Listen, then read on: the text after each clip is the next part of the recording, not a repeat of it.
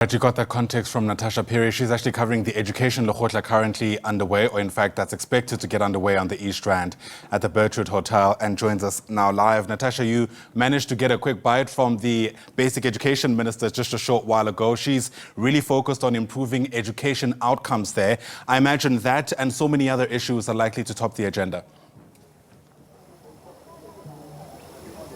Definitely, Ayanda, issues around the ECDs, issues around infrastructure at schools, which is a hot potato.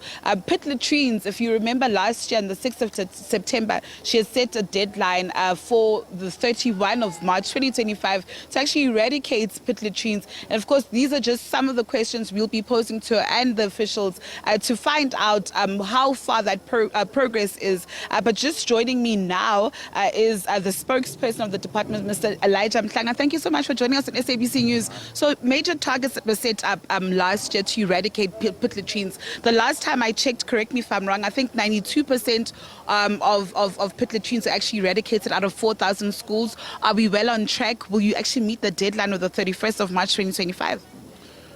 Good morning, Natasha. No, according to the stats that we have as a department, in terms of the work that we've been given as a department to eradicate inappropriate sanitation facilities, we are on course to finishing the work by the end of the financial year. But of course, you'll remember that there's been flooding all over the place. That also can have an impact on the work that is being done. But we are working towards finishing. Infrastructure at schools is also a hot potato, especially in rural schools. But last month we managed to visit a school in Carltonville, Relebogile Secondary School. It's got a huge pit latrine, therefore also affecting how students actually learn and teaching as well. Yeah, I mean, the whole issue of infrastructure is one of those that will be dealt with here at the Lekgotla, because the Lekgotla is really about all matters affecting the sector. So we are looking into it as well. We know in Gauteng there's lots of pressure, demand for education.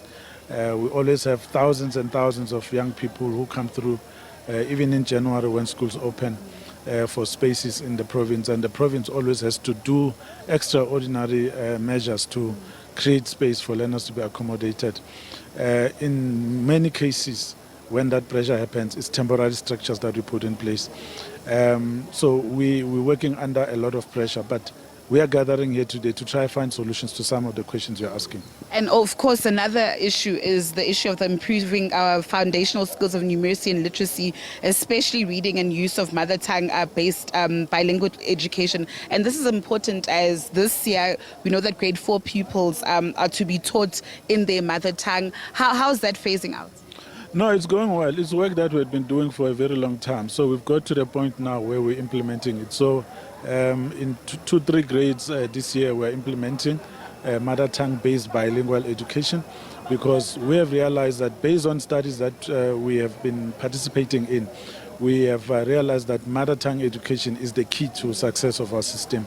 Other countries that participate in the same research studies that we also participate in, they teach in mother tongue right from birth up until school and when they finish. But in South Africa, we had been teaching mother tongue until grade 3 and then switch from grade 4. So we are saying from 2025, from grade 4 and 5, you then have to continue with mother tongue-based bilingual education, because that way we'll be able to strengthen the foundations of learning, which is basically the theme for this Lekgotla.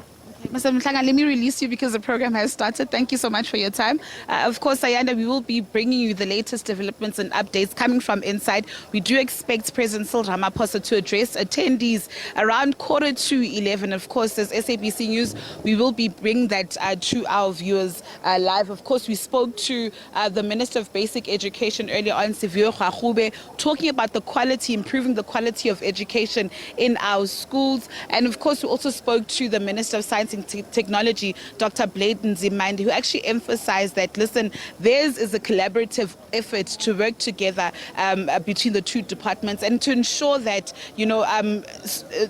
maths and science within schools is actually fun and enjoyable and actually appealing to those various learners. But as for me, it's back to you in studio.